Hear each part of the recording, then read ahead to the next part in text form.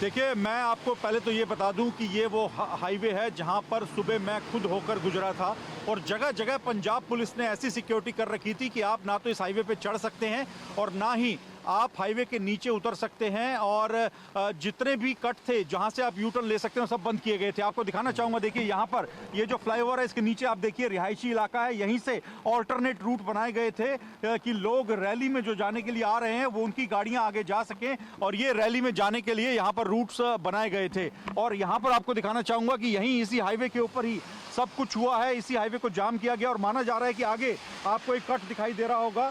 मैं कैमरामैन से रिक्वेस्ट करूंगा वो दिखाएं आपको। देखिए वो ये जहां पे ये फ्लाईओवर खत्म होता है वहीं पे ये रिहायशी इलाका है, पीछे कुछ गांव भी हैं और वहीं से कुछ लोग हैं जो कि हाईवे के ऊपर चढ़ गए। तो सीधे तौर पे क्योंकि इतना लंबा वक्त हमें भी हो गया है तमाम सीएम्स के पीएम के प्रोग्राम कवर करते हुए, ऐसा कभी नहीं हो सकता कि जब हाईवे को पुलिस ने बंद कर रखा है, इसी पर रूट लगा हुआ है, तो यहां से नीचे से लोग कैसे चढ़ गए। देखिए जहां से वो गाड़ी जा रही है यही वो जगह है जहां से एकदम से लोग आए और उन्होंने हाईवे को जाम कर दिया।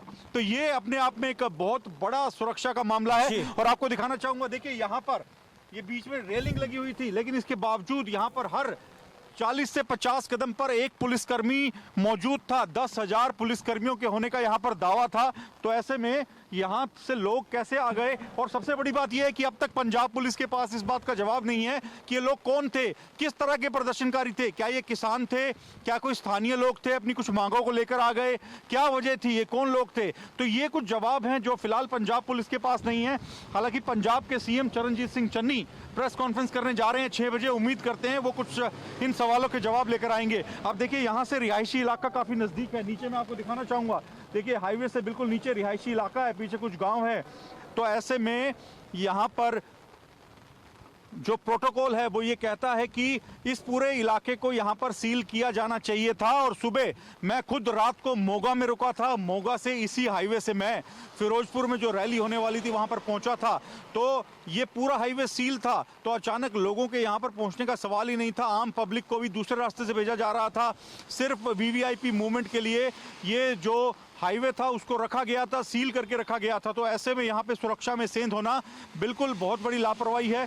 और इसी वजह से फिरोजपुर के एसएसपी पर पहली गाज गिरी है, उनको सस्पेंड कर दिया गया है, जांच की जा रही है, ये बात कही जा रही है। लेकिन और कितने अफसरों के ऊपर कार्रवाई की जाएगी। एक चीज बताइए, कहा गया कि प्रधानमंत्री का रूट अचानक बदला गया, क्या जहां पर अभी आप हैं वहां पर स्थानीय पुलिस का कोई इंतजाम दिख रहा है? आप जिस रूट से आए वहां पुलिस वाले दिखे आपको?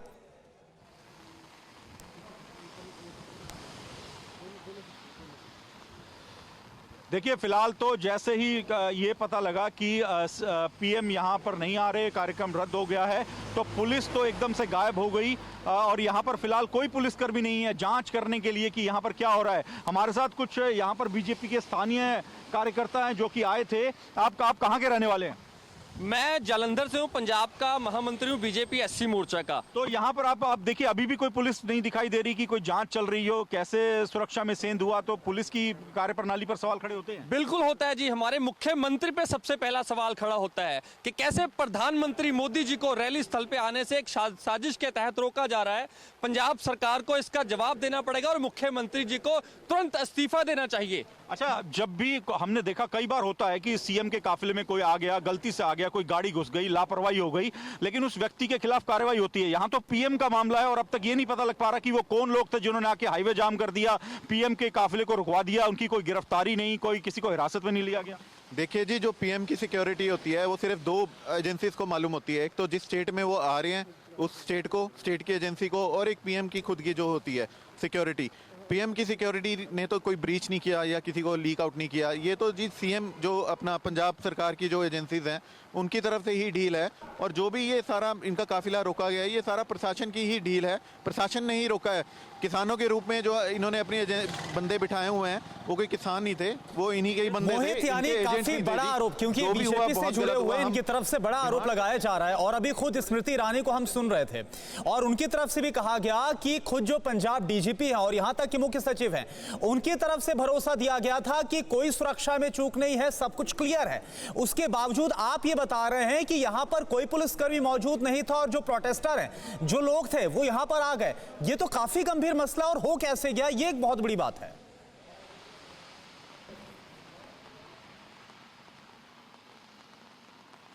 देखिए, मैं आपको एक बात बताऊं कि ये जो पूरा रूट है यहाँ पर कुछ बीजेपी के कार्यकर्ता भी आना चाहते थे वेलकम करने के लिए, लेकिन किसी के लिए भी इस रूट पर चलना मुमकिन नहीं था। और मैं आपको बता रहा था कि मैं खुद इस रूट पर आया हूँ, जो आम लोगों के लिए रास्ता बनाया गया है। कई जगह पर इस रूट को डाइवर्ट किया गया आम लोगों के लिए। हाँ, हमारे साथ कुछ और यहाँ पर लोग जुटे हैं। आप क्या घटना के वक्त यहाँ पर थे, आपने क्या देखा, क्या पूरी बात बताइए। जी, मैं तो यहाँ से ट्रैवल कर रहा था, जलंधर से हूँ मैं वैसे। पर जब तक हम ट्रैफिक में फंसे, जब तक हम अपनी गाड़ियों से उतर के आ गए, आधा घंटा हो गया था। लोग ये बता रहे थे जो पहले फंसे हुए थे कि यहाँ कुछ किसानों ने ये रास्ता रोका, पर मैं 100% श्योर हूँ कि वो किसान नहीं हो सकते।